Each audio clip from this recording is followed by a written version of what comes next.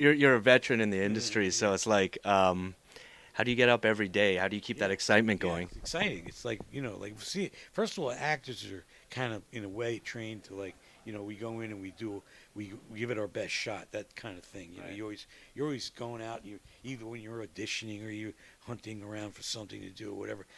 This place every single day when you come to work, you have you have a lot of fun from the moment you walk on the set. We do such insane things. It's just like, always doing something crazy. So it's not going to bore you at all. It's just always going to be challenging in a kind of a sick way.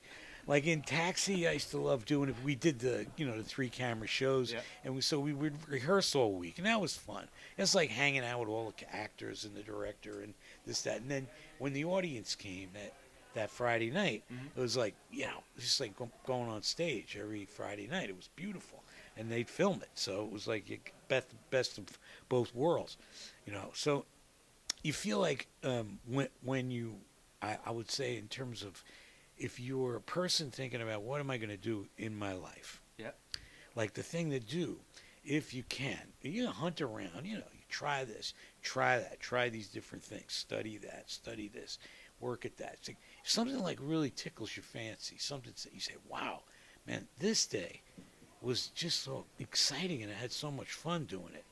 That's the thing I ought to like, because everything is hard. I don't care whether you're an astrophysicist or a shirt maker or a shoemaker or an actor or whatever.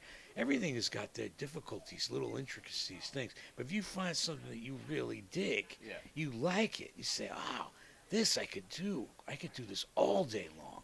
That's the one you pick. I've pretty much grown up watching you, Yeah, and of it's course. I can't see Danny DeVito as anything else but an Yeah, an actor, actor. right? So was there ever a point in your life that you didn't you there was another career that No. or career choice? Nothing that I really wanted to do. I mean, I like when I started out like as a kid in Jersey. Well, my work was my first job. I was 14 years old. You can get your working papers, and bring some money home for the family. I used to put the little kids on the kiddie rides down at the beach. Okay. I lived in Asbury Park, and so you ring the bell, da da da. The kids, Yeah. take them off. Little tiny kids, the little fire engines that go around, or the cars, or the boats, or whatever, you know. And it was cool. It was fun. You met a lot of girls. It was really cool. It's summertime. It's really nice, you know. But but nothing really, nothing that really bolted out at me like it was when I got the bug. It was like getting bit by a bug. How did you get the bug? What was I your went first to I experience? went to a school. I went to this school in New York. This is called American Academy of Dramatic Arts, and I had never even really seen a play. I lived in Asbury, little a shore town, Mile Square, down in Asbury, and when I went to the school, I started getting like more and more interested in reading plays, going to see plays, getting interested in why and what the characters were doing, what the character wanted. Always there was something that you want. It's like if you just talked about this scene right now. I mean, he really wants that film to come out. Really, he wants that light to work. You're trying to get some good answers out of me, questions. I'm trying to represent myself in the best way I can, Absolutely. and give you what you want, and talk about Sonny, and talk about Taxi, and talk about my career. So everybody in the room wants something.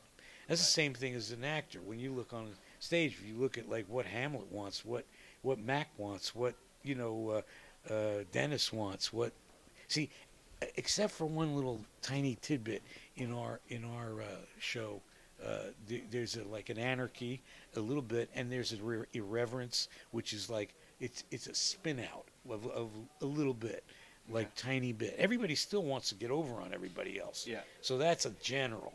We want to get the second base, third base home run. We want to get a home run on everybody a lot of times, or somebody that we're dealing with. We want to somehow circumvent the law. We want to somehow circumvent them. I don't want to pay the rent.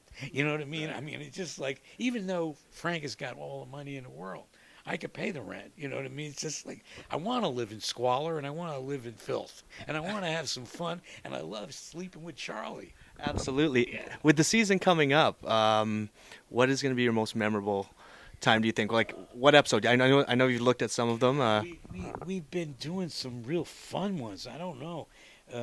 This one we're doing now, where I just chained them all to pipes, was kind of fun.